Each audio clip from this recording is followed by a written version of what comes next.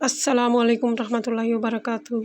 उम्मीद है कि आप सब लोग ठीक होंगे और दुआ है कि अल्लाह ताला आपकी ज़िंदगी, सेहत और आपके दस्तरख़ानों को हमेशा हरा भरा रखे और आपकी तरफ आने वाले हर शर को खैर में बदल दे। आमीन सुम्मा आमीन।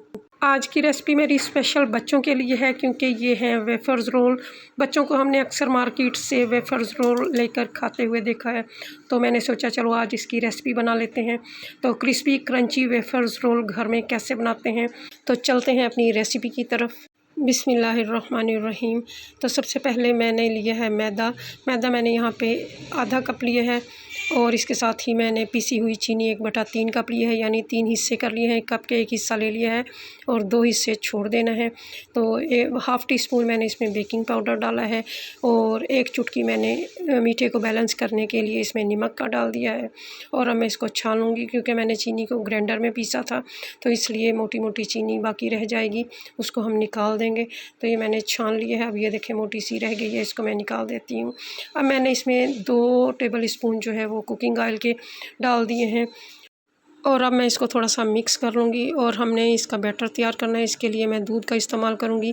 दूध बिल्कुल रूम टेम्परेचर पे है, तो दूध का इस्तेमाल करते हुए हमें ख़ास एहतियात रखनी है कि ज़्यादा दूध एकदम से इसमें ना डालें, क्योंकि इसमें चीनी है और चीनी दूध के साथ मिलते ही अपना पानी भी छोड़ देगी।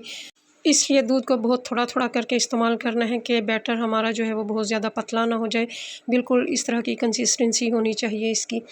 अगर आप चाहें तो इसमें किसी खुशबू का भी इस्तेमाल कर सकते हैं, जैसे वनीला एसेंस है, लेमन एसेंस है।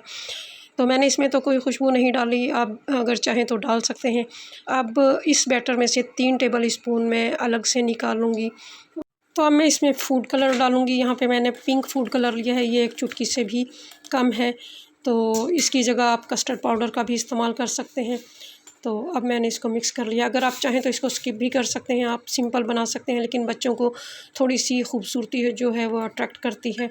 तो अब मैंने यहाँ पे एक प्लास्टिक की थैली ली है, क्योंकि हमें इसको थोड़ा-सा डिज़ाइन देना है, उसके लिए हमें कोन का इस्तेमाल करना पड़ेगा। अगर आपके पास डिस्पोजेबल कोन है तो आप वो इस्तेमाल कर सकते हैं। अक्सर के पास ये कोन्स नहीं होती, तो मैं आपको ये तरीका बता रही हूँ। आप भी इसी तरीके से अगर इस तरह के वेफ़र्स आपने बनाने हैं तो आप ये तरीका इस्तेमाल कर लें। तो मसला नहीं है कि आपके पास कोन नहीं है तो आप बना नहीं सकते। तो ये मैंने बैटर इसमें डाल दिया है और ये जो जगह है यहाँ पे हमें बारीक सा सुराख करना है, लेकिन अभी मैं इसको ऐसे ही रख देती हूँ।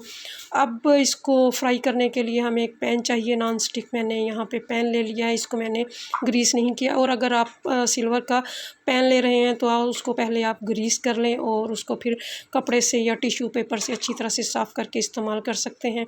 तो जो बैटर हमने तैयार किया था, अब 1 टेबल स्पून मैं इसमें से निकाल लूँगी और पैन में इसको फैला दूँगी।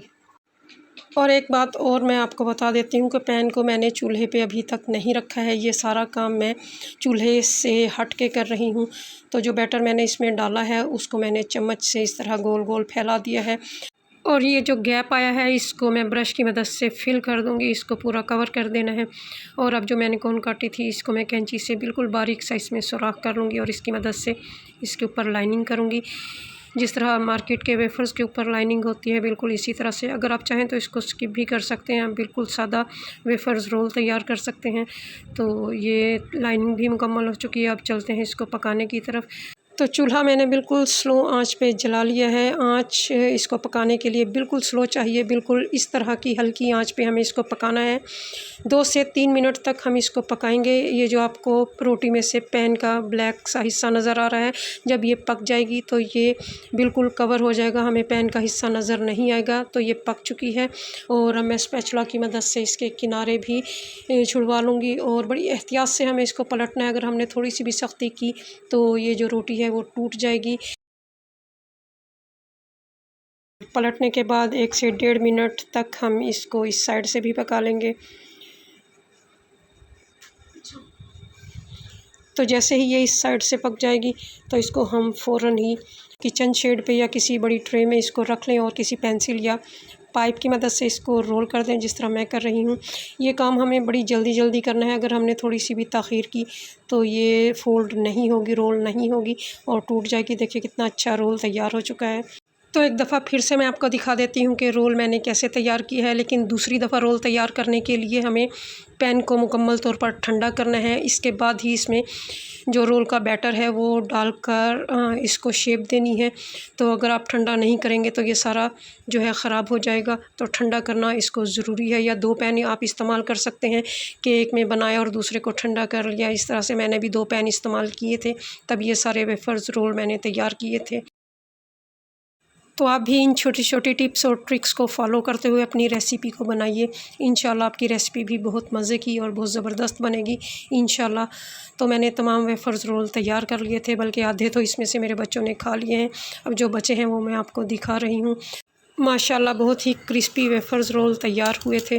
कमेंट्स करके ज़रूर बताइए आपको मेरी वीडियो कैसी लगी। चलते-चलते आखिरी बात, बेहतरीन दिनों के लिए बदतरीन दिनों से लड़ना पड़ता है। दुआओं में याद रखिए। फ़ी अमानिल्लाह।